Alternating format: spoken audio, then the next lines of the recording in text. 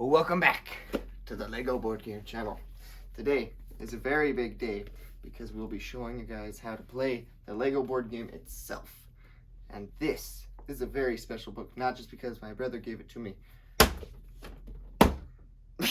but because it contains all the secrets of the Lego board game, including game modes and campaigns and everything. Well, not necessarily everything, but most everything. But yeah, let's get into it. Okay, so I set this up to hopefully cover all of just kind of the basic parts of gameplay. And I'm basically basic. Basically, I guess the very core aspects of gameplay is just like moving and shooting and stuff. But that would be very short, and which is good.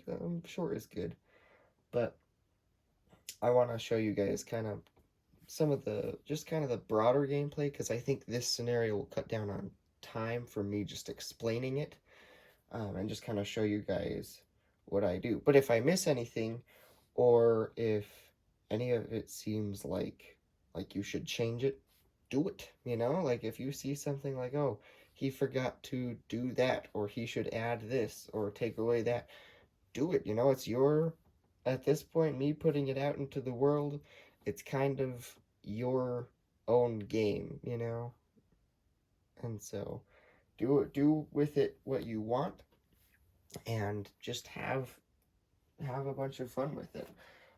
But anyways, so let's start out with this man over here, a little speeder thing. And I have my 6-sided dice. You will need a 6-sided dice, or just kind of any dice, really. It just depends on how fast you want to move.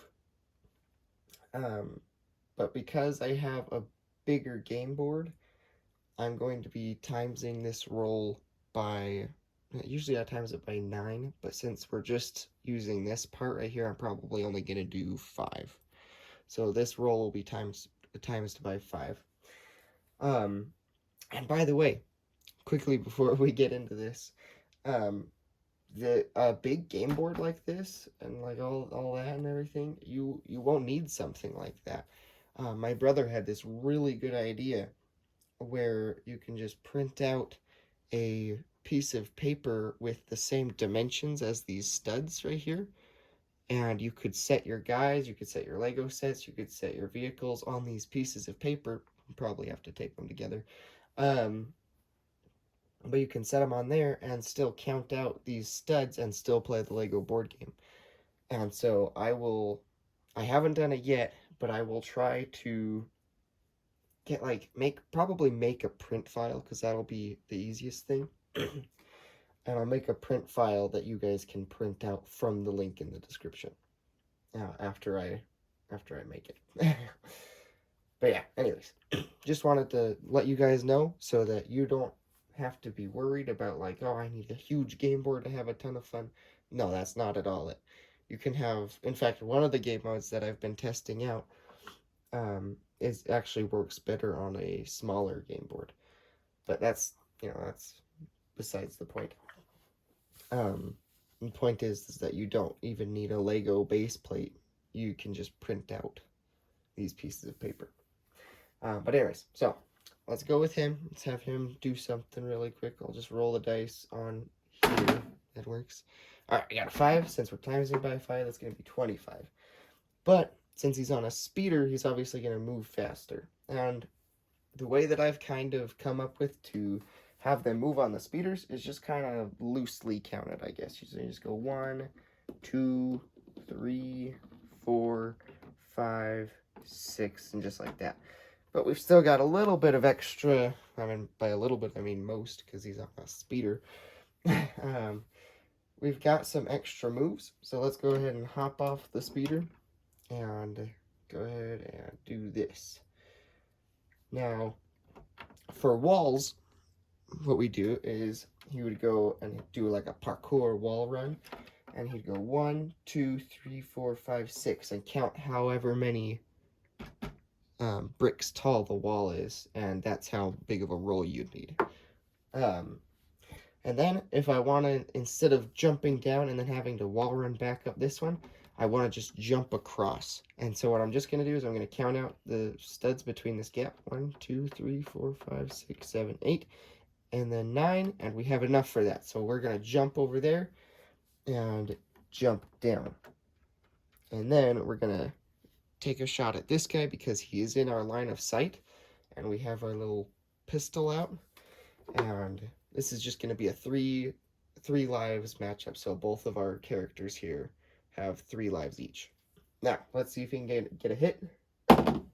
Ah, he misses. Our boy misses. He got a 1, like the worst miss ever. Just a really quick note that I forgot. If you have a ladder, obviously you wouldn't have to parkour run up it. But because it is a ladder, I usually count every other. So if he's climbing up this, I go 1, 2, 3, 4, 5, 6, 7, and then he's at the top. And obviously, they wouldn't fall back down. So like if back here, if we only got a 1 and didn't have enough to get up here, you can decide this, because he could hang on to the top. If he almost got there, he can hang on to the top and just kind of stay there. Or if you don't want that to happen, he could just fall back down because he didn't get enough. But with the ladder, that obviously wouldn't happen. So, now let's move on to this guy's turn. Let's see what he rolls. He got a 3. So I think we're going to have him come up here. 1, 2, 3, 4, 5, 6, 7, 8, 9, 10, 11, 12, 13, 14, 15. 15, that's it. And I will be showing you guys a more tactical version of this. So like if you're behind cover, it's harder for the enemy to hit you. But I mean, obviously your hit chance wouldn't be affected by that because you're the one behind cover. Unless your enemy's behind cover as well, then that would be a problem. But I will be working on a more tactical game mode and showing that to you guys. So for those of you who are like, no, he should get to shoot even when he's like standing there and stuff. But yeah, so I'll be showing that to you guys.